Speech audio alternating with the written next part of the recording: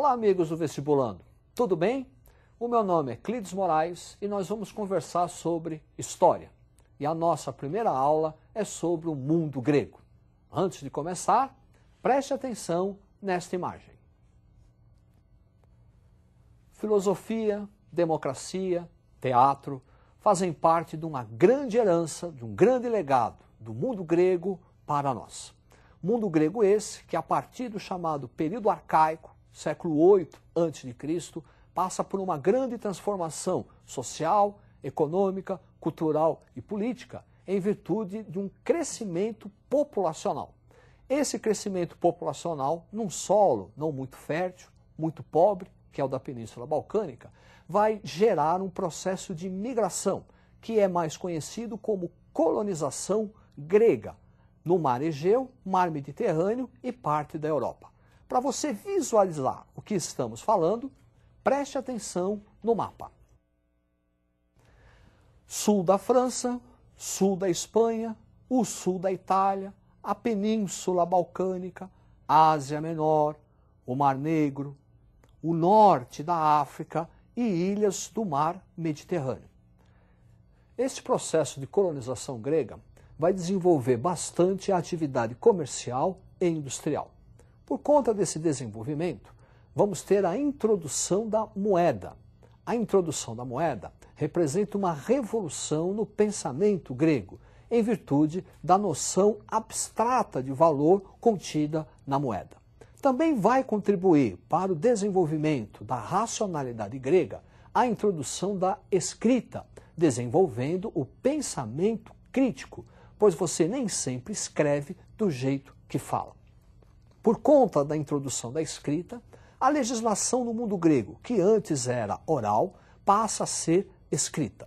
Os principais legisladores foram Drácon, primeiro legislador que vai introduzir as leis escritas na Grécia, leis severas, daí o nome, leis draconianas, reformas de Solon, Solon que vai abolir a escravidão por dívidas, Solon que vai introduzir a moeda, Solon que vai criar o voto censitário. E por fim, Clístenes, que vai fazer uma reforma dando igualdade jurídica entre os cidadãos, abrindo caminho para a democracia. Por isso que Clístenes é chamado o pai da democracia. Para você fixar melhor o que foi dito até agora, preste atenção no quadro. Os principais legisladores gregos: Drácon, primeiras leis escritas, Solon, com as suas reformas, e Clístenes, considerado o pai da democracia. Também por conta da colonização, vai se desenvolver o urbanismo, as cidades. E as cidades do mundo grego, elas são diferentes das demais. É o fenômeno da polis, cidade-estado, cuja marca registrada é a autonomia política, autonomia social, autonomia econômica, uma em relação à outra. Entre as centenas de polis que vão se desenvolver, duas merecem destaque: Atenas e Esparta.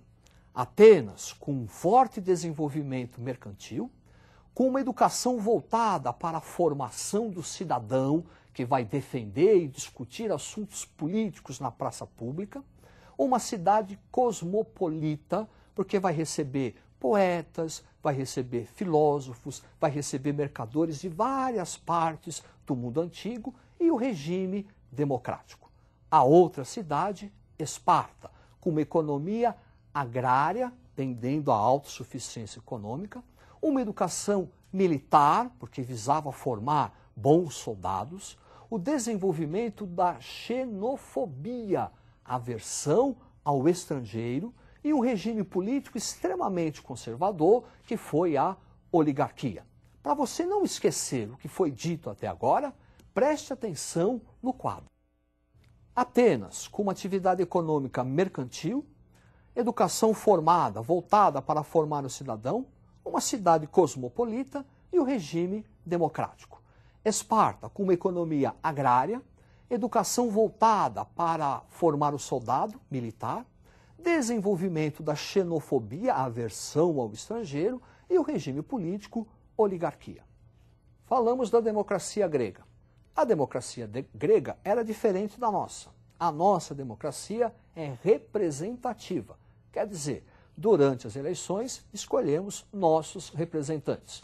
No caso da democracia grega, ela era direta. O próprio cidadão deveria estar em praça pública e ele mesmo debater e discutir as decisões políticas. E era também limitada. Somente grandes proprietários do sexo masculino poderiam exercer esse direito.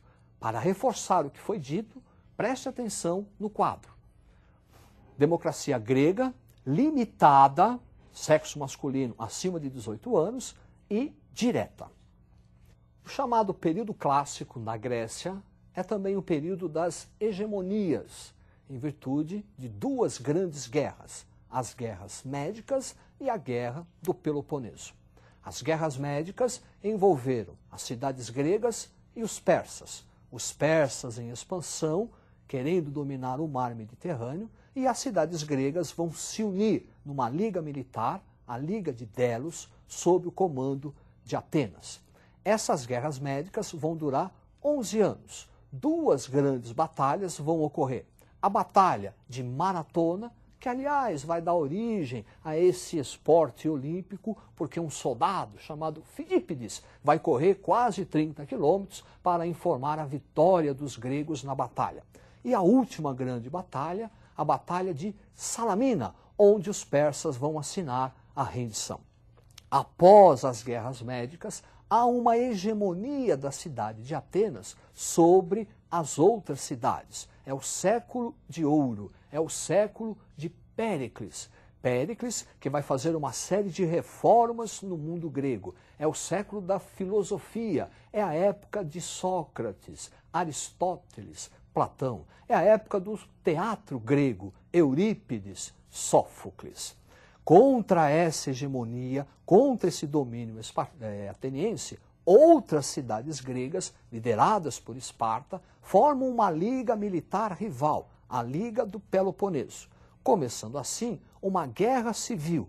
Algumas cidades gregas, sob a liderança de Atenas, na Liga de Delos, contra outras cidades gregas, sob a liderança de Esparta, na Liga do Peloponeso.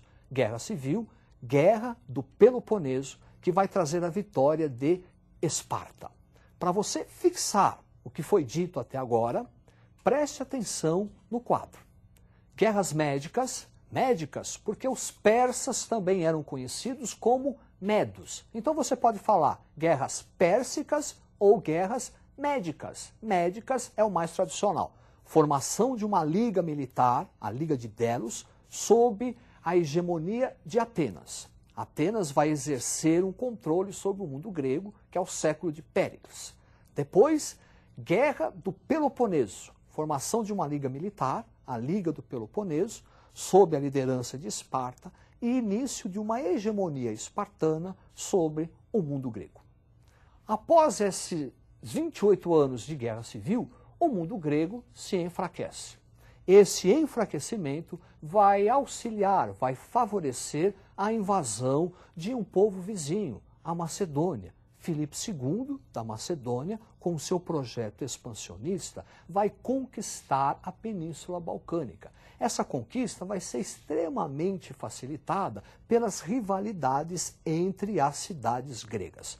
Ele morre e quem vai assumir o trono é o seu filho, Alexandre Magno, que continua o projeto expansionista de Filipe II. Ele vai conquistar o Egito, vai conquistar a Ásia Menor, levando a cultura grega. Alexandre Magno tem um papel muito importante para a antiguidade, porque é ele a pessoa responsável pela difusão da cultura grega para fora da Grécia. Então ele leva a cultura grega para o Egito, leva a cultura grega para a Pérsia, formando o famoso Império Helenístico. Vestibulando, toma cuidado. Cultura helênica é a cultura grega pura, autêntica.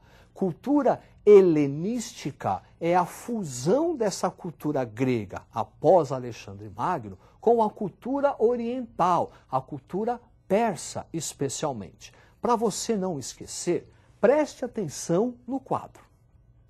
Cultura helênica é a cultura grega autêntica. Cultura helenística é a fusão dessa cultura grega com a oriental, especialmente a persa.